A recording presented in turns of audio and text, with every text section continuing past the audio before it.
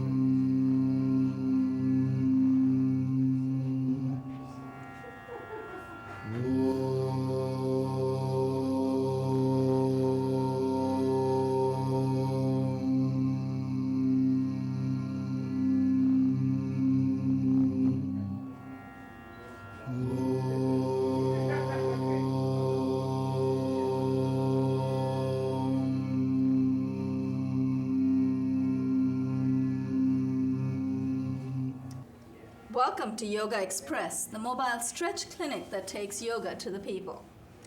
Sometimes we find it very hard to go to a yoga class, and that's when you tune in to our channel. And that is Time Warner 57, RCN 84, and FiOS 35. 1:30, Monday through Friday, every day for half an hour. Come stretch with us. We're open to all. And our onlookers, viewers, any guests, feel free. We always have a spare mat for you. If you have your own mat, of course, we get very attached to our mats. We are very territorial. If you have your own mat, just bring it with you. Come and stretch with us. My name is Banu Suresh, and I have our wonderful guests really, really thirsty for more stretching. Yoga can become quite an addiction, and just in case there are viewers out there who think yoga is just for girls, one example is Tony, but also almost all the yoga masters that are well known around the world today are men. BKS Iyengar, Patabi Joyce, Desika Char, we have Paul Grilly, we have masters in the West as well as in the East, and surprisingly, all of them appear to be men. So please don't feel that if you are a guy, you don't need to stretch, because if you go to the gym and you strengthen your muscles, you need to stretch as well. You can't keep strengthening. You don't want to just keep tightening your muscles. You want to balance it out with some stretches. So feel free, come stretch with us. We're always open. Thanks to our crew, a wonderful crew again, our director Claudia Atkinson and Danny Darrow. Danny has also set up the cameras for us, so it looks like everyone's doing a double and triple role here. Thank you so much. We're open also to all ages and fitness levels, so don't feel shy. It doesn't matter what level you're at, we're always with you. Visit my website, yogaxpress.com, or go to my blog, yogaxpress.blogspot.com. Over the last 3 episodes, we have been doing these stretches of the 48. We're trying to follow the 48 plus sequence, and we have come down to, we were in supine postures, right? We finished Viparita Karani. We also did the plow position. So we're going to go into posture number 44, which is happy baby. And we're going to try and finish that. And once we're done with that, probably go into a couple of sun salutations and then touch upon breathing. Or maybe the other way around. Do a little bit of ailment-specific breathing and go into sun salutation. Before I do that, little infomercial. I have a postcard with the full sequence here, and you can go to my website, teaches you the technique on how to stretch. At least it gives you an idea of what stretches we involve ourselves in right here. We also have a fridge magnet. Stick it on your fridge. We have a business card with the postures on the back. Put this in your wallet. And you have a postcard for your handbag. So no excuses not to stretch. Let's come down in supine position, our heads to the camera. We will pick up where we left off yesterday. I'm going to take my fancy clip off again. We're going to go back from plow. We were already in plow yesterday, so let's go straight into happy baby in the interest of time. We're going to bring our legs up off the ground. Bring your knees apart and place your palms on the soles of your feet and push your knees down to the ground. You should feel a wonderful pelvic stretch right here. You should also feel a beautiful compression of the upper thigh on your lower abdomen, on the sides of your lower abdomen. You should have a beautiful massage of the inner organs. Now, let's release our legs, bring it all the way down to the ground very gracefully. Bring it down. Nice. Takes a lot of muscle control to bring the legs down gently. Place both your palms under your butt. And we're going to go into fish posture from here. So press, your elbows are on the floor, your palm is on the floor, your butt is resting on your palms. Inhale and peel your chest off the ground. Inhale, tilt your head back, and hold. You should be able to improve your lung power. Get a nice deep inhale and hold this position. Exhale and release. Let's go into, let me get my cheat sheet. The next posture would be bridge. That's what I thought. Setu Bandha. Setu Bandha is bridge. Bandha means connection, and Setu is something that brings it together. Bring your heels close to your butt. So fold your legs at the knee. Bring your heels as close to your butt. The closer your heels are to your buttocks, the higher. I can hear Jamie. Jamie is already relaxing, totally relaxed in this posture. Wonderful. The closer your heels are to your butt, the higher your butt gets off the floor, because then you have greater leverage. So make sure you're able to touch your heels with your hands. That's how close you should be. Inhale. Hold your buttocks with your hands and lift. Lift your butt off the floor. And place your hands under your butt. Hold yourself up. We've got our arms and legs as props. We don't need external props at the moment. Just hold yourself up. You should feel a beautiful quadricep stretch right here. Place your feet flat on the ground. Do not lift your heels if you can help it. Exhale and release. Extend your left leg out. Keep your right leg bent. Place the left hand over your right knee and push your right knee to the left side. Turn your torso to the right. Extend your right arm at home if you don't have enough room at home. Bend your right hand and place it on your hip. In fact, even in the studio right now, we don't want to hit each other, so we're going to fold our hands. Inhale and release. Extend the right leg. Fold the left leg at the knee. Place your right hand over your left knee and push your left knee over to the right side, and torque your upper body to the left. Place your left hand on your left hip or extend it all the way out if you have enough room at home. Keep pushing. You should feel a beautiful stretch in the outside, the abductor muscles, the outside of your left thighs. Inhale and release. One final posture. It's called Pindasana. Pinda is fetus. All you do is we are congratulating ourselves for a wonderful, wonderful workout over the last 4 episodes. Take your knees into your chest and grab hold of both your knees with both arms and hug yourself. Push your knees into your chest. Do not lift your head off the floor. What we're going to do is very gently, we're going to move, rock from side to side just for a few moments. And keep breathing, keep breathing. Do not forget to breathe. And now we're going to just place our hands on our knees very gently. We're going to move in a semicircular motion. Give a good sacral massage to the lower part of your sacrum, left to right and right to left. And let's inhale and come up. That's the end of our sequence, but it's not the end of our episode. We're in the 4th episode and we have completed our 48 stretches.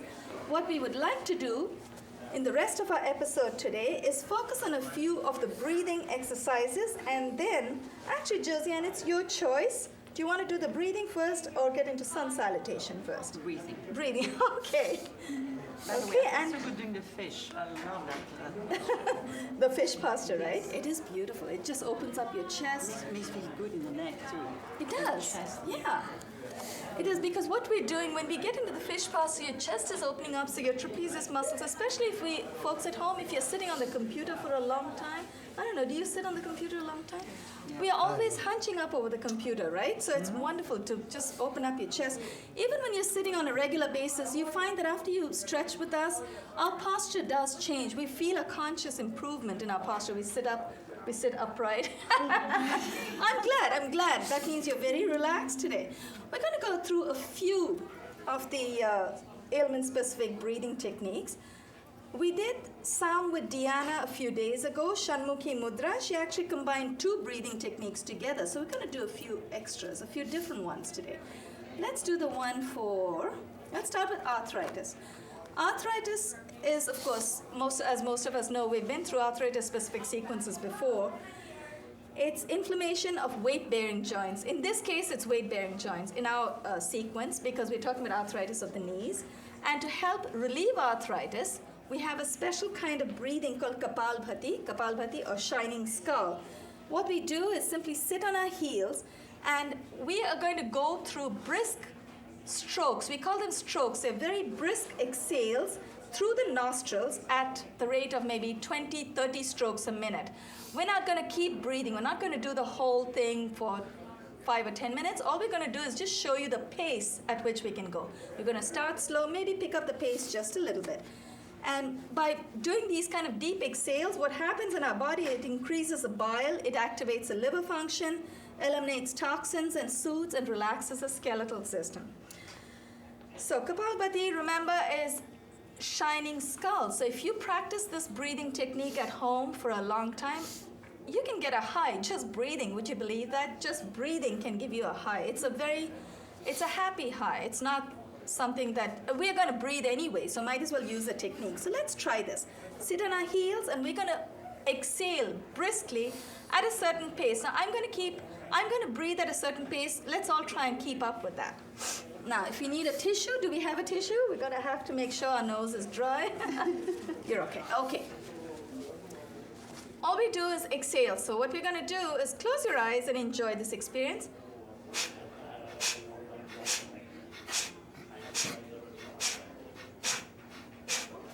Remember, inhale happens. You do not have to consciously inhale in Kapalbhati breathing. We just make the exhaling sounds. Inhale happens. The body is not going to forget to inhale. When we exhale, we get the air out. The air automatically, when the lungs are exhausted of all the air, the air comes back in and fills up in the lungs. So you don't have to worry that you're getting all the air out and am I going to stop breathing? No. Let's try that one more time, this time maybe at a little faster pace.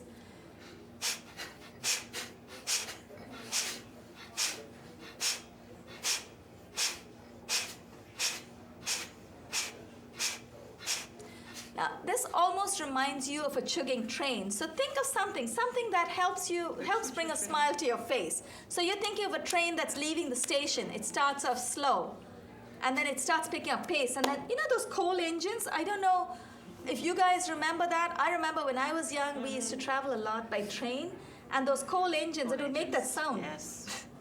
So that's all it is. We're just little engines over here exhaling, getting all the toxins out. That's helpful for bringing a wonderful feeling of exhilaration, and especially if you suffer from arthritis of the knees. This helps, this kind of exhale, it helps activate, it helps improve the functioning of different organs and glands in the body. So, and mainly it helps detox. So when there's less of impure air in your body, your bones feel stronger. So let us go. Arthritis, where was the other? Asthma, that's the one I want. Let's try one for asthma as soon as I find the card for asthma. Asthma simply is tightening of chest muscle. Actually, it's right here. It's just an inflamed condition of our airways, so it makes it hard to breathe naturally. So if we have asthma in our genes, if anyone in our family has asthma, in our bloodline has asthma, we probably have it in our genes. So what we're trying to do here is just improve our lung power and just make ourselves strong, open up our pipes so that if and when we ever are overcome by an attack of asthma, at least we're able to deal with it in a slightly better way. We use a kind of breathing called Ujjayi. Ujjayi breathing is breath through the throat. It's guttural breath. All you do now, this time, you always want to think of somebody or something that brings that kind of breathing to mind. So let's think of a little child. Little kids, when they are really excited, mom, they actually, a lot of that breathing comes from the throat. So all we do, hear this whispering. Let's try that. Can you hear your own breathing? Lovely, nice. Inhale and exhale. Inhale. Make a sound. Right, he's exhaling. Now Tony is actually doing the Ujjayi exhale. In Ujjayi, we also inhale through the throat. Probably is also helpful when you're in the swimming pool and maybe some water goes up your nose. You can still continue to breathe. Can you hear yourself? I can hear you. Well done. Inhale and exhale. So in asthma, the ratio is 1 to 2. So you inhale to the count of 1 or 4 or whatever, exhale to the count of twice that. So if you inhale to the count of 2, exhale to the count of 4. Let's try that this time. We're going to breathe in through the throat. Long exhale now.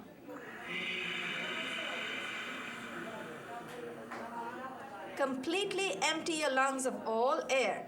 We're going to try that one more time. This time, inhale to the count of 4, exhale to the count of 8, and we'll find we get stronger and stronger every time, and we build lung power, make ourselves strong, make our pipes strong. Inhale to the count of 4.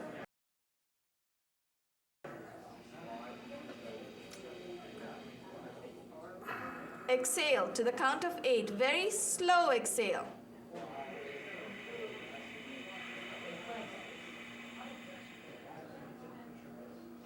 What's happening in this kind of slow, deep inhale and very slow, controlled exhale? What's happening is when we inhale fully, we fill our lungs with air, we are opening up our pipes and making sure we get in as much, hopefully, pure air as we can get in New York City or anywhere. And when we exhale, we are totally emptying all the air out. We're detoxing our cells and collapsing our muscles to get everything out of our lungs, all the air out of our lungs. And what that does, it helps us refresh our brain, enhances lung power, as you can already see. It also aids thyroid function. So our thyroid glands are activated when we breathe through the throat, and it strengthens our anal muscles as well, because sometimes you have to use the sphincter muscles to tighten when you inhale. You take all the breath in and you're pushing, all the air goes right through your spinal cord, goes right through your system. But we're going to focus right now on the thyroid function and the lung power. So that's what it's doing for us. And this kind of breathing is called Ujjayi. Ujjayi means victorious. So think of a little child who's just been in a fight with another kid, very excited, all victorious, and coming to tell us the story of how he beat up the other kid. Well, there's a little bit of joy for that little kid because he's beating up somebody else. Otherwise, it's my daddy can beat up your daddy, right? Now, we did Shanmukhi Mudra with Diana, so we're going to skip that. Let's try Shitali. Shitali is cooling of the tongue. Shital or cool, and we use our tongue, we curl our tongue in, and I'll show you. There are two different ways, two different cooling breaths. And this one is good for preventing lumbago or low back pain. All you do is you roll your tongue into a cylinder. Now let me make sure that we are getting, there are two. One is Sheetkari, cooling of the teeth. That's inside. So in Sheetali, what you do is you roll your tongue like a cylinder, but you bring your tongue all the way out, like a tube coming out of your mouth. And you inhale through the tongue. Of course, the air goes through the nose as well, but we consciously inhale through the tongue. So you will feel a nice cooling sensation in the sides of your mouth, and the air gets channeled right through the spinal cord and right through to your lower back, and of course the rest of the body. Let's try that. Take your tongue in and hold that breathing. Just visualize that beautiful, fresh, cool air going down your spine. Close your eyes.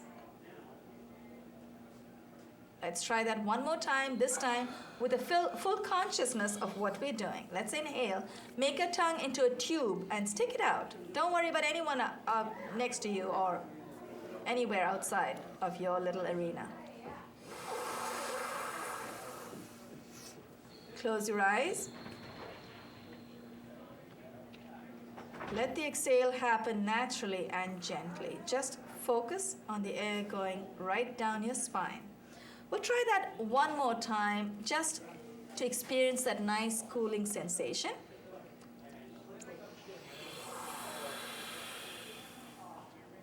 Take your tongue in once you've got all the air in. Close your mouth, which I cannot do while I'm talking. And keep exhaling. There is another kind of breathing. Now, as you learned that this cool breath goes down your spine and you're channeling this cool air down your spine, helping bring relief to your back, to your lower back. We're going to go through another one. This is called cooling of the teeth.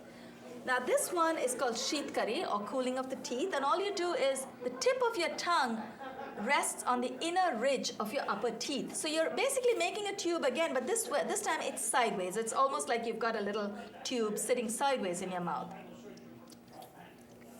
And as we hold the tip of the tongue there, we're going to take a deep inhale and feel the wonderful, refreshing, cool air from the sides of our mouth, and then close your mouth. And I'll explain which ailment this is good for.